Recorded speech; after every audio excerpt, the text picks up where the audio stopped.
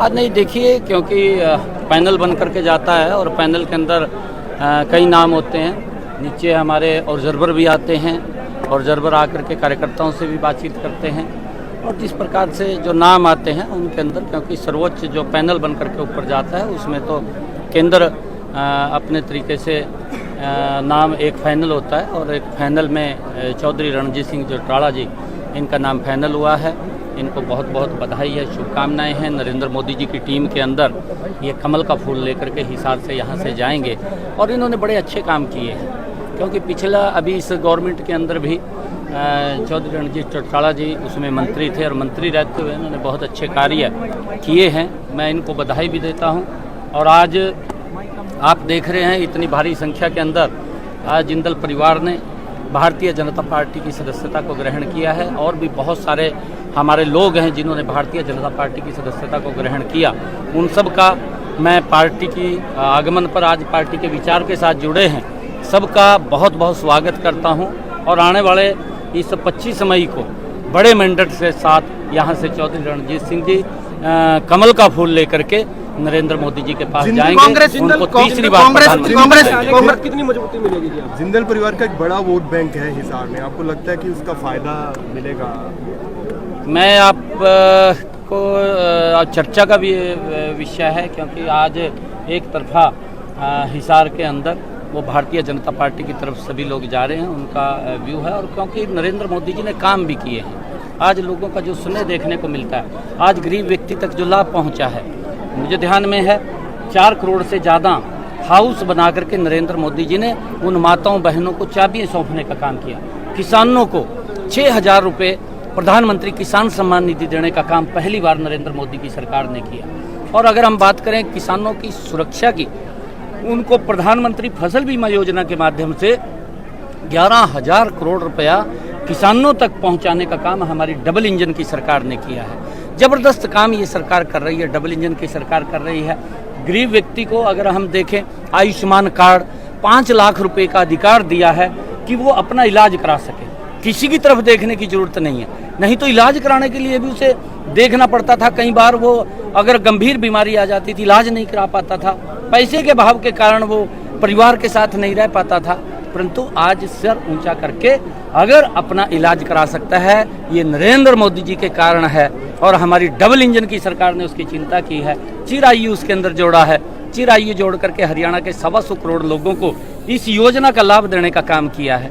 और उसके साथ साथ अगर किसी सरकार ने चिंता की है, नरेंद्र मोदी की सरकार ने उन माताओं बहनों को जो शाम को सूर्य ढलने का इंतजार करती थी, लगभग 11 साढ़े 11 करोड़ शौचालय बना करके उनको देने का काम नरेंद्र मोदी की सरकार ने किया।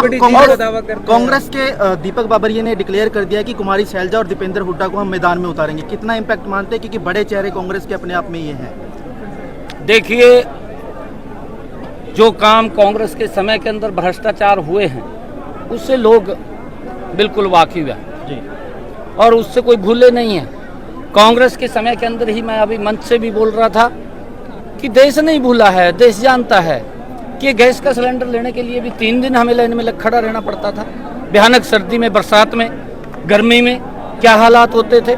परंतु आज घर घर के अंदर वो लाइन तो खत्म है, परंतु उस माता बहन के घर के अंदर भी गैस का कनेक्शन सिलेंडर पहुंचाया है, जिसके घर में आज तक पहुंचा ही नहीं था, वहां भी पहुंचाने का काम किया। आपके सहयोगी पार्टी रहे जननायक जनता पार्टी वाले भी कह रहे हैं कि हम 10 के 10 पर उतारेंगे, कुछ इम्पैक्ट कितना एक मान के? अच्छा है, सभी उतारें, ये चुनाव है, चुनाव के अंदर कोई भी व्यक्ति है, हर व्यक्ति चाहे आज़ाद भी है तो वो भी खड़ा होता है और खड़ा होकर के वो अपने समीकरण बनाता है।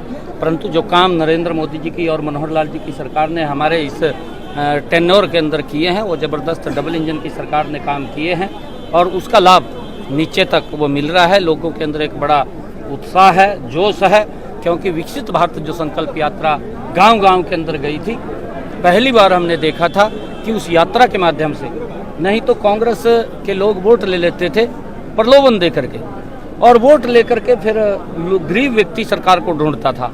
परंतु आज नरेंद्र मोदी जी के नेतृत्व के अंदर सरकार गरीब व्यक्ति को ढूंढ करके सरकार की योजना के साथ जोड़ने का काम कर रही है।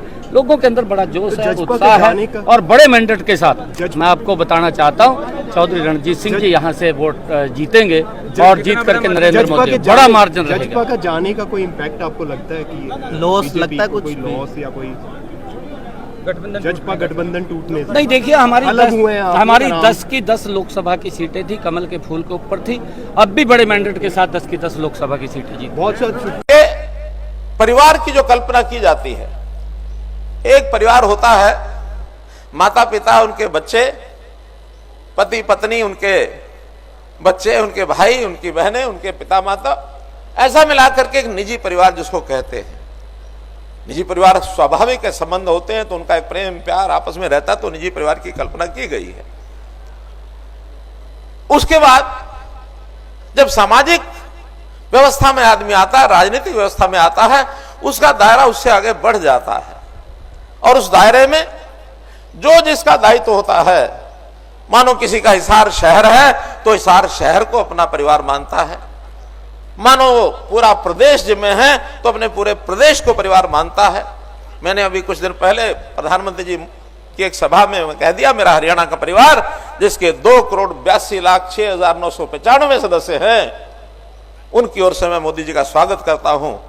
तुरंत पीएम ऑफिस से मेरे पास ये जानकारी लेने के लिए उन्होंने कहा कि आपने ये संख्या कैसे बोल दी है, 2,82,06,995, इसके पीछे की भूमिका क्या है।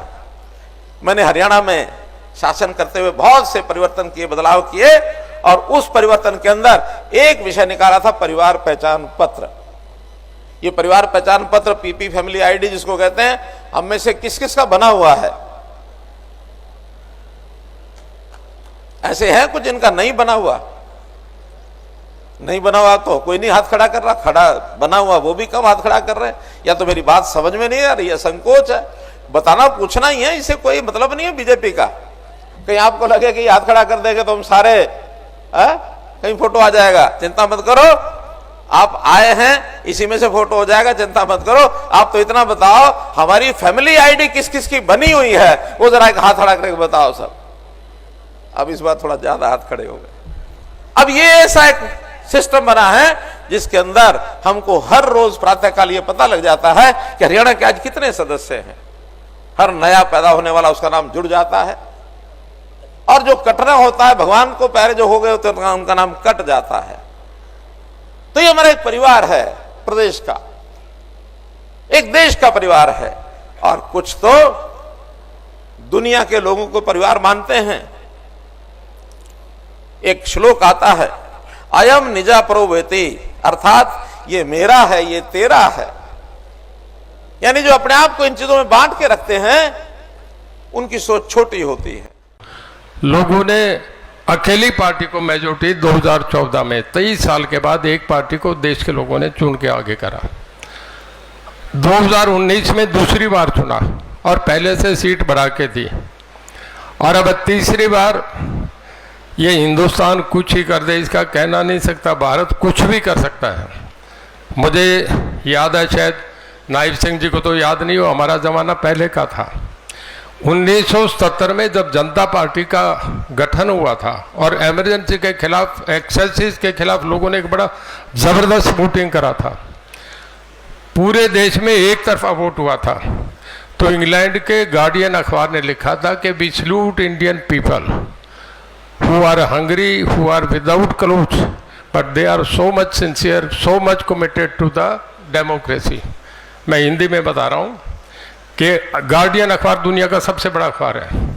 उसने लिखा कि हम हिंदुस्तान के लोगों को सलाम करते हैं जिनके पेट में रोटी नहीं है, जिनके कपड़ा वतन पे ओढ़ने को नहीं है, उसके वतन पर, और वो आदमी भूखे और बिना कपड़े के भी राजनीति में डेमोक्रेसी के लिए इतने होशियार है, इतने तेज है, उन्हें हम सलाम करते हैं। मोदी साहब ने एक बहुत बड़ा काम करा।